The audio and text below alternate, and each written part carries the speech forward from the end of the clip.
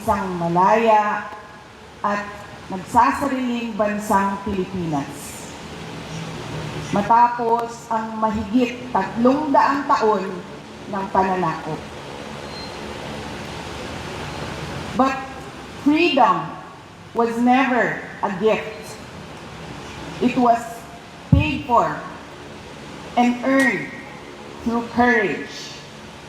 It was paid with Filipino grit and bravery.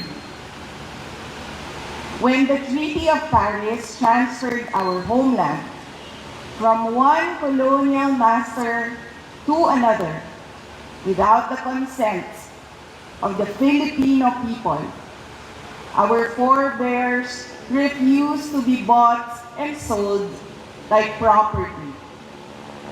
Pinili nila ang paglaban kaysa pagsuko, ang dangal kaysa pagpapasakop. This is our inheritance. Lumaban tayo sa bawat puwersang nagtatangkang magdikta ng ating kapalaran. Thousands gave their lives so that one flag and one flag alone would fly over this republic. That is our identity. That is our duty. We fought for our sovereignty against foreign invaders. But sovereignty is not lost only to those who come from foreign shores. Nawawala rin ito sa tuwing ang serbisyo publiko ay nagiging pribadong negosyo. Kung ang mga opisyal ng gobyerno ay mala sindikato sa pagnanakaw ng pera ng bayan. Every peso stolen from the people's treasury steals a child's freedom from hunger. It steals a student's freedom from illiteracy or substandard education. It steals a patient's freedom to obtain quality health care. It steals a worker's freedom to earn a decent living. Every ghost project is a classroom never built. Every corrupt contract is a road that was never built for farmers to bring their produce to the market. Ang korupsyon ay hindi lamang pagnanakaw ng pera. It steals opportunity. It steals dignity. And it steals hope. And ultimately, it steals freedom itself. Rizal, Bonifacio, Luna, and thousands of other Filipino heroes fought so that every Filipino could live with justice, dignity, opportunity, and hope.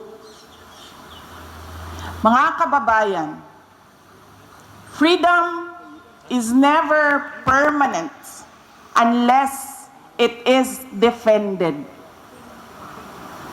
Sovereignty survives only when a people refuse to surrender it. Hope survives when citizens refuse to accept bad governance as their destiny.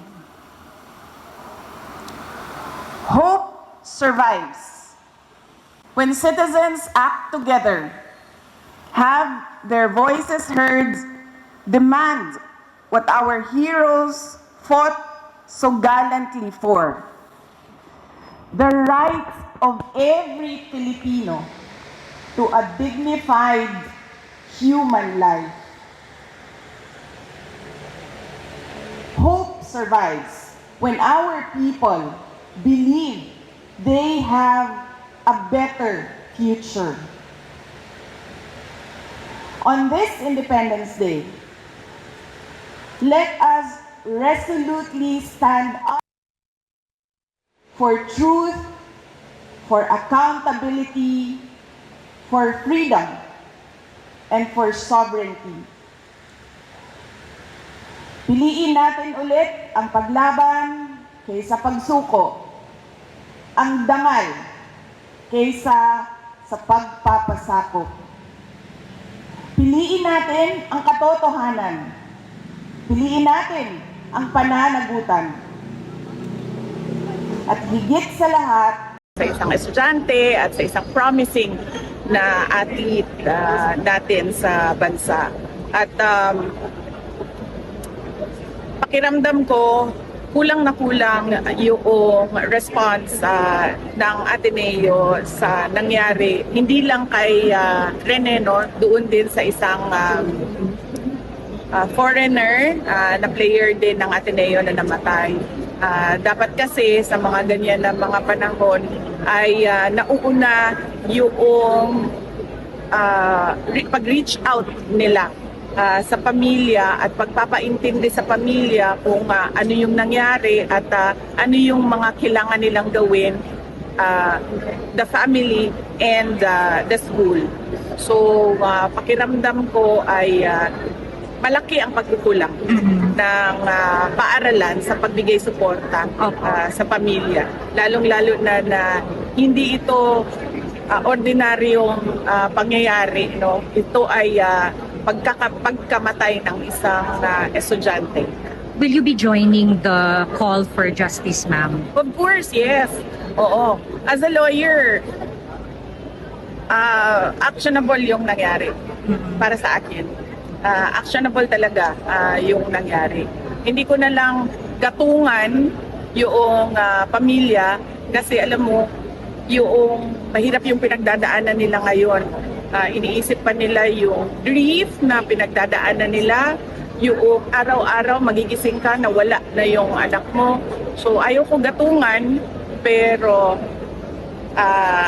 dapat sila pagkatapos ng lahat ng kanilang kailangan gawin para sa burol at pagpapalibing ng kanilang anak ay umupo sila at mag-isip kung ano yung dapat na gawin nila para magbigyan ng hustisya yung kanilang anak. Gawin nila, ibig ko sabihin, gawin nila legally at magkonsulta ng abogado. Bibisita ka, ma'am?